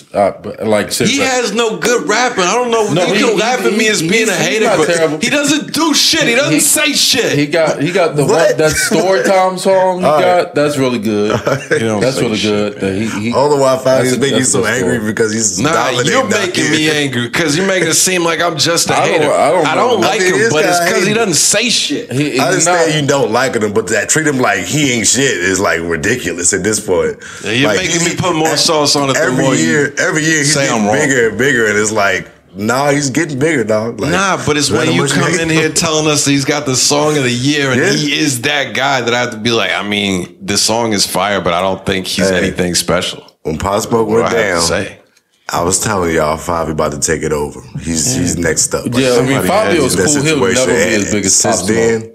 Okay. Right. He'll never be as big as Pop Smoke. Like I said, Pop Smoke blew off of being Pop Smoke. No. It wasn't off of him being on Kanye's album and then Kanye producing all of his shit and then Kanye putting out a single with this nigga. To me, that is a major difference. Right. So Pop Smoke got no cosign. It was just all Pop. No, I'm not saying you're gonna have some cosign. Who made his great album? Who put his great album together? 50 Cent. Oh, he got so we're not going to act like somebody solely got he had this buzz going. Like everybody gets that buzz going before people get attachments. But his great album that we love was because of 50 Cent. That's a good point. And you know all his flips are 50 cents. Yeah, all right. But, so we're not gonna act like it's solely Pop Smoke. We're not gonna sit here and act like he had the buzz too. I'm not taking away his buzz and who he was, but he still had to have a cosign from a superstar. He still got that cosign from a superstar that stamped him. Let's time out. 50 Cent don't even do music like that no more. This is what Kanye lives now 50 had that to do with that he don't even do music like that. So don't compare 50 executive producers debut album. We're talking about the greatest artists. They flipped like 17 Curtis Jackson songs on that. You're not going to act like 50 had nothing to do with this album. I didn't say that, but I'm saying comparing 50 Cent and Kanye West is wild to me. How's it wild? They're both legends. They came up in the same era. They're both legends that came up in the same era. We're talking about somebody who's still doing music. If 50 Cent dropped an album today, nobody's really going to listen to the shit like that. If Kanye drops an album today, it's going to be the highest selling album. That's nothing to do with nothing. It does, when 50 decides to be a contributor to your album, and it becomes their biggest thing. It's the level of influence that these guys have. You saying 50 Cent got more influence musically than Kanye West? No. Kanye West has probably the most influence musically out of anybody. So him putting the artist on is completely different. 50 Cent, bro, it's under who Kanye is. That 50 Cent ain't a legend like Kanye. That's fair to say. I think that is fair to say. I think it is too. But this is getting way off. This is getting way off, bro. This is getting way off point. That is fair to say. I think he had a good rebuttal, and now we're getting into like 50 Yeah, and they Kanye went straight to shitting on 50. Like 50 had nothing to do with pop. That's wild. But what I'm saying is not a great comparison. And plus, prior to 50 even touching Pop Smoke, he had a hit record or two. He had deep. So did Fivio. So did Fivio. Big Drip was his first big hit record. Came out 3 years ago. Is it bigger than Welcome to the Party or Dior? It's not. Had the same buzz. I think the same buzz. One of the biggest records in New York. Yes, it was. I can tell you it don't because I've never heard the record. Just because you don't like Fivio don't mean he ain't had one of those. I've never heard Big Trip was one of the biggest records 3 years ago. I think you have heard it. Yeah, you have heard that song, bro. I know this. You talking about? This is isn't this what a viral movie? That was his biggest first big pop out record. Yeah, viral movie, Big Drip.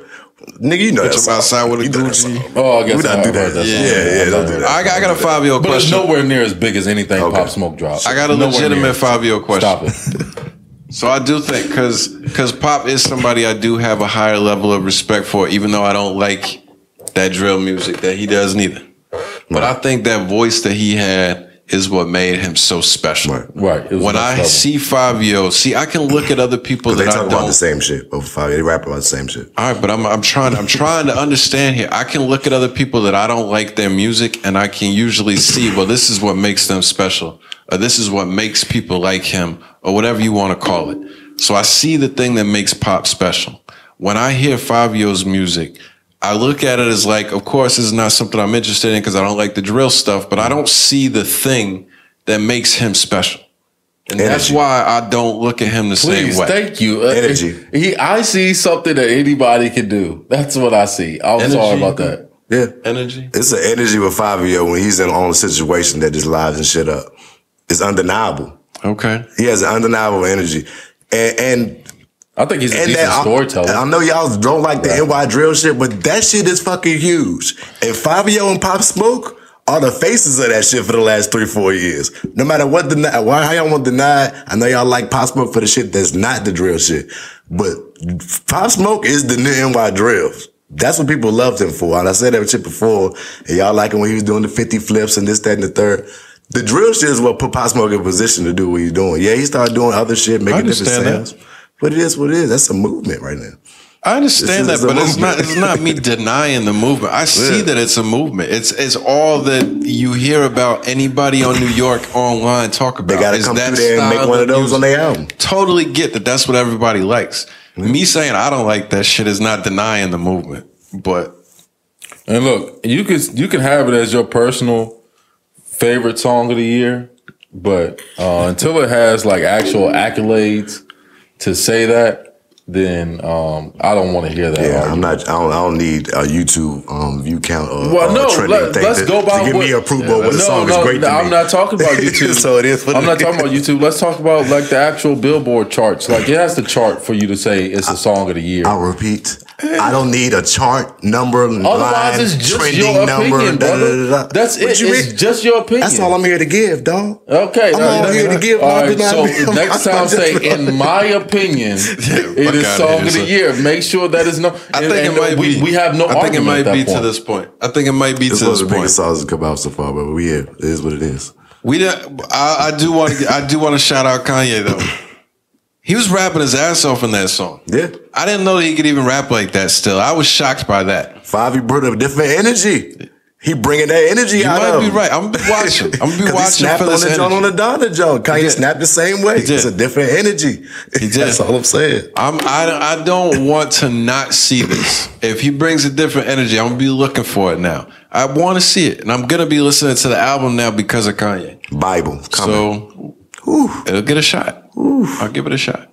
It's going to be crazy. So I'll give it a listen. Yeah, I didn't know I had this much energy to even be able to muster out of myself right now. Yeah, I was not expecting this much hate. I thought y'all was going to agree with liking the song. I didn't know y'all was going to hate on it like this. Nobody tells me I think I was going to have to defend it this much. You pulled a Carl. It's the hyperbole, dog. That's exactly. That's it. You just taking it too far. You pulled a Carl. You came. You call it the song of the year thus far? Yeah, we're in What song is better right now? We're in February. So? Now, do you have an answer though? Name a better song right now. Any other song that I've heard. Okay, man, that's hate. That's called hate. That is called hate. No, Super Gremlin's a song of last year. Everybody, look, this is what you call hate.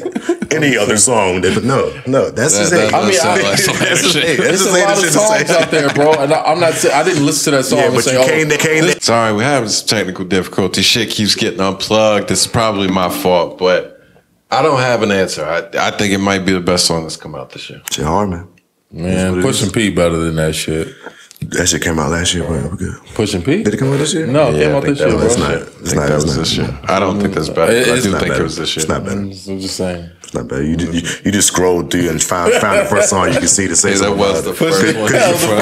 You hated that Gunna album, so I don't know why you bringing him up. I don't know why you bringing him up as your case, and you hate Gunna. I ain't say I hated him. All right, now you don't hate him because you're using him as a point. Do we want to talk about the Kanye online? The what? Kanye online this week? Oh, yeah, he been on Skeet's ass. Hey, yo. Skeet Davis. That's a funny ass name. Look, for entertainment purposes, he's been one of the funniest people that you can follow right now. Almost everything he says online is hilarious right now. From like an actual person standpoint, like he really is just fucking up his possibility of ever getting his family back the more he tweets or posts on Instagram, but it is hilarious. Yeah. I'm bad. I was trying. Make sure he don't pull. That's all right. When he was sharing when he was sharing the messages between him and Kim, and she's like, "You're really gonna get him hurt." And then his caption was like, "Upon the request of my wife, please nobody physically harm Skeet. I'm gonna handle this myself." And then the next picture is the baby boy joint with Ving Rhames got Tyrese in a chokehold. That shit had me dying. Do you think this is all about promotion for his album? No, the album coming out 2/22. There's clearly some promotion to it. Yeah, I believe Kanye to be genuine in almost everything that he does. So I do think he believes, for an extent, that some of the stuff he was doing was actually like a good move to try to get his woman back. As crazy as that sounds, but I mean, of course, there's some promotion going on right now. He's got everybody's attention in the entire world. Yeah. I think Kanye finds something that he sees gets a lot of reaction to, and he just keeps going in on it until it's burnt out. Right. Until he finds something else he can take. So right now it's just Skeet. It's Skeet right now. He's really some funny bars in there. Dropped another line in where he said, "Have 100 goons stand out SNL." He said that on the City of God's joint. Oh, really? I didn't even catch that. So some of it was really corny. Some of it like was in that kind of like Kanye vein where you don't even understand what he's trying to say. Right. He was like putting up pictures of him having a Hillary Clinton tattoo and was like really trying to go for some deep hidden meaning of that. And I just thought he looked nuts. But he said a text between him, I think it was, wasn't it? Yeah, him and Pete. Yeah. I've seen Pete do so many interviews and stuff. I used to like think he was a really funny dude. I just don't pay it that much attention anymore. Right. But he is like really a sensitive, sweet type of dude. Like the text between him and Kanye, he was like, "I'm not trying to tell you guys, I'm not trying to get in between your parenting at all. I'd love to meet your kids one day." Like I really genuinely believe he's like trying to squash. This motherfucker want to meet my kids. Hell no, you never gonna meet want you around my kids. Yeah. He posted a picture of him and MGK in their drawers. Yeah, yeah, stuff like that. I thought looked kind of funny for Kanye. But did you see the ones like from either today or yesterday? Oh, well, he not putting all caps no more? Oh, he did that, and he was like, yeah, he like posted about, I've been told that people feel like you're screaming at them. Part of being a good leader is listening to feedback, and I understand that was not the right thing to do. I understand that some of my posts have come off as harassment towards my wife, and I'm not trying to do that. Like he really like backed off a lot of stuff, and legitimately seems like once he came down, somebody got through to him. But you assume it's probably just a matter of time before he goes nuts, like on Friday, and says some crazy stuff again. Oh yeah, he just cleaned up the Instagram again. He deleted everything, so he got to fill it back up again. I don't know why people do that shit. Like constantly posting things you're gonna delete. I don't either. I'll just leave them posted. Because it's already out there. What's the point? It's still out there. You can still find it. Right. What's the point? There. What's the point? I don't know. But, Kanye's wilding, bro, and doesn't look like it's letting up. But excited to hear the album in like a week or so, or next week. Lil Durk just going to drop on the same day as well, too. Yeah, see, you post that. Yeah, his album's going to drop. Well, he's going to drop alone because Kanye is not dropping on 2/22. You don't think so? Come on now. I know Kanye. I know what he does, but come on now. Nah, but he said he was dropping Dirk said he was dropping the same day as Jay. So, I know it'll be interesting. We'll see. What do you think about that? I hate on Dirk too. Huh? But, I used to hate on Dirk too. Now y'all looking forward to his albums. Well, what a couple years ago. Dirk definitely come around on Dirk. He got. He makes good music overall, and of course, he's been pushed to the forefront of rap a bit. So, don't act like he didn't get alley oops on the way up here. So, yeah, greatness comes when they see greatness. I mean, look, I'm not taking anything away from Dirk. Saying this stuff like they like helping a down bad artist in these situations. Like, nah, they fucking with him because they hot, because they that. That's why people clinging to him. I don't know if he was. You don't do this stuff as like a favor, or you look like you down bad, so I'm gonna look out you. I ain't saying he Rich the Kid or nothing like that. I ain't saying he famous Dex.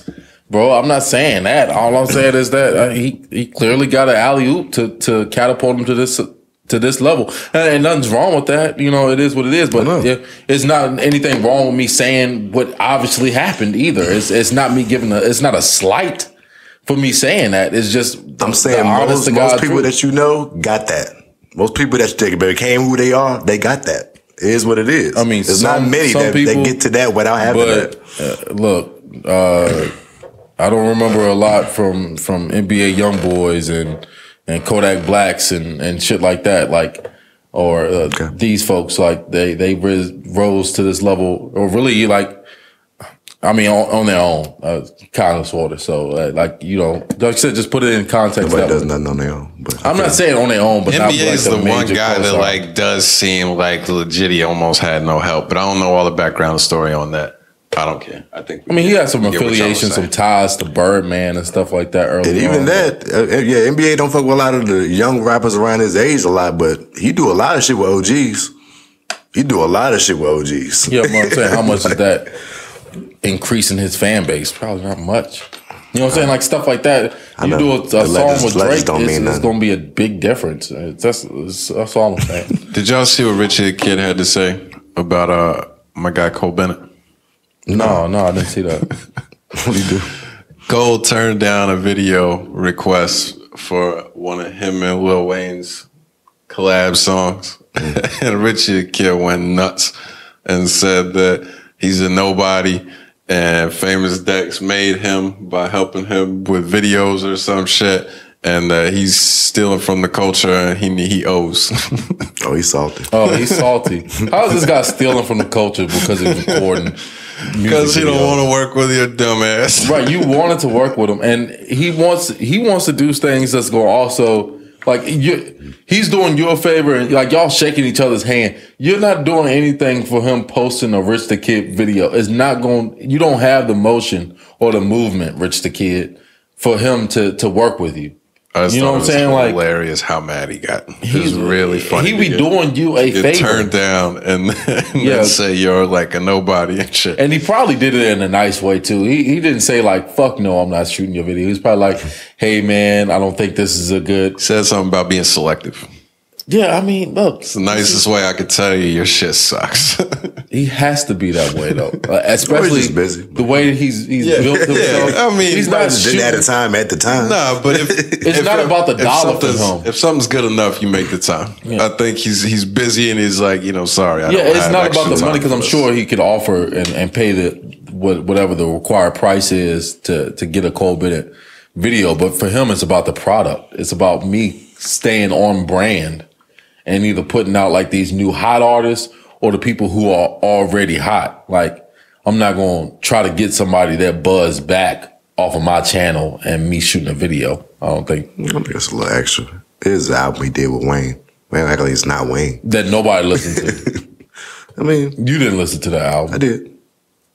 And you think it was anything good enough to have? It wasn't that good. All right. Then that's exactly probably how Cole Bennett felt. Video might he have shouldn't made be it better. shooting no videos if video might have helped. Yeah, like exactly. It might help, and it's not gonna be off of Cole Bennett. That's how I would feel. I'm not gonna be helping this shit out, and y'all gonna be using me for clout at this point. Like, no, I'm good. If Wayne probably want to work, he'll probably do that. If it was a Wayne solo type video, he'll probably do That's that. what he should do. You should say Wayne asked. Get Wayne asked. He wouldn't have said no. He wouldn't have said no to Wayne. Yeah, he probably should have went to Wayne. He probably should have said Wayne. He wouldn't have said no to Wayne. There's probably been some shit where Wayne won't even gonna show up. He won't even gonna be there. We have to put like an animated Wayne in there. Wayne. Yeah, something like that. Swear I've been seeing more and more cartoon That's funny. videos. Yeah, of these dead rappers, to be honest. Right. Juice and King Von, 21 Savage joint. Yeah. What else we got? We got only a couple of minutes here. I don't have a sample, just to let y'all know. I do. Yeah, I got a sample. You watch? You didn't watch that show, that Netflix show, right? The I didn't watch the lady in the house.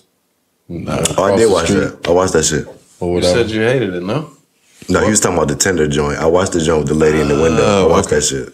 That shit's pretty good. Well, I told you. Yeah, it did end childish. It's That shit childish. ended childish as fuck. It's a childish. What shit was that about? Fuck you up though, right? You'd expect that. It didn't fuck me up because once it got like to like a third or fourth episode or some shit, somewhere close to the end, I was like, are they making it too obvious to be this person? So it can't be this person. I like when they started just drawing all the jokes. They switch it up be again, and you're like, oh, I knew it was him the whole time, and it was like, no, it's not him either. No, yeah, like I already knew it won't the husband dude or whatever. Right. And then I'm like, yo, this is too obvious. It can't. You be didn't him. think it was the house, the maintenance man? That one. That's when they pointed to him. I'm like, oh, he living in the house. I'm like, all right, if he was gonna do something, why ain't he do nothing to her? You know what I'm saying? Like that's what I'm thinking. Like that. So I'm like, that's kind of out of it. Then ruled out. And they showed who it was. I thought it was weird that the motherfucker was only working on the mailbox every episode. That was odd. Been fixing the mailbox. He was working for on the 15 mailbox years. for like 2-3 weeks. Yeah, for years. She said for 15 years. What kind of shit is that? That shit was odd. Well, it's a pretty funny show. I suggest people give it a watch. And like I said, it's like a thriller. I'm gonna still try to watch it, but I didn't try to cut y'all off about it this time because I was supposed to watch it and I didn't do what I was supposed to. So yeah, you was down now. That's what it is. Yeah. I think you should give the Tinder Swindler another shot, man. I think I'm gonna watch it. Yo, y'all gotta watch and the Anna joint, bro. I'm telling you. You know what? I just saw it today before y'all came over that I think it's a new season of Snowfall starting in like 2 weeks. Oh, I haven't even watched that. I'm so bad at keeping up with shit. It is about to come back though. I did see the preview. I'm like 3 seasons behind on that now. Snowfall about to get crazy. I think it's 2/23 is the date on that. It's going down. Oh wow. There you go. That's right around the corner. It's going down. Yes, sir. That's the one. This is my favorite yak by far. Oh yeah? Yep. I don't drink yak. I don't listen to yak, but I fuck with this dog yak. This is just leave it on your foot. He is chilling. Yachivelli, man. Posted up on my slipper. That can't be comfortable. Mad comfortable. I like this guy. Dogs got strong necks. I guess so. Well, I mean, get used to yak. You're gonna hear a lot of it after 225. I guarantee you that. It's gonna be everywhere. All right. Back for everything. When you see me, I'm white. Like again, the strangers. It's not I mean, smoke a lot of spice. I don't know. The last couple Kodak interviews probably been the most like strangest things I've ever watched. How gone was he? The thing is, he's not gone at all. Yeah, he looks totally sober. He's sober. He can't do drugs. That's worse. He's on probation. That's way worse. It's an act. Make it worse. Bro. It's an act. That's way worse. He's a full retard. Full on retard. If he was not messed up in that interview, like it's not about being like silly or weird or whatever.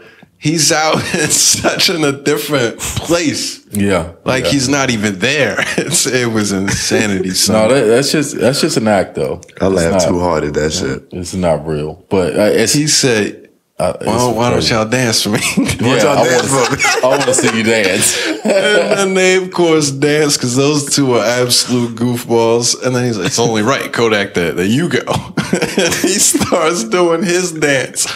Oh my God. I was geeking. The entire interview, which is like 5 minutes, it's a bunch of what the fuck. Throughout that 5 minutes, you don't really know what you're watching, or not at any point in time. If anything actually makes sense, like any answers to the question, like is this an actual letter from Trump saying this is Unc Trump? What's up, Snipe? I doubt it, but you're a real killer, right? Right? What the fuck is happening? He said, so Trump got you pardoned, got you out, and he's like, nah, other way around. I did that for him. Like, how is this making sense? Oh my God. Yeah. I mean, so funny. That shit was hilarious. What else y'all got? Anything else before we got 10 minutes here? Without my sample, there should be plenty of time, but I didn't mean to leave out any topics if you had them. I think we good, man. This might have brought me out of my sickness tonight. Hey, and honestly, it was yelling about Fivio. So yeah, you did get real hype about Fivio. Appreciate you bringing me out, bro. Pause. I caught it. Doesn't count. Fuck you, Carl. Damn, I was about to, man. You lucky on that one. You lucky, man. There's nothing to say right now. Right. Viral movie. Bible. Bitch, I'm outside with the Uzi. Is that what he says? Yeah. Let's go. Something like that. I know that more from Schultz saying those 3 lines. Hey, all right, well, Schultz don't know shit about rap. He knew about Fivio, though. He knows Fivio because he met him. He met him. That's the only reason why. Oh, you got that connection. All right, well, we're going to wrap it up here. We'll be, if you're on the YouTube, we appreciate you watching. Sorry we were late and probably sound wild because we're all sick and stuff, but we brought you the best that we could, and we'll be back next week. Stay tuned on the audio. Them samples are coming. Peace. For sure. Peace.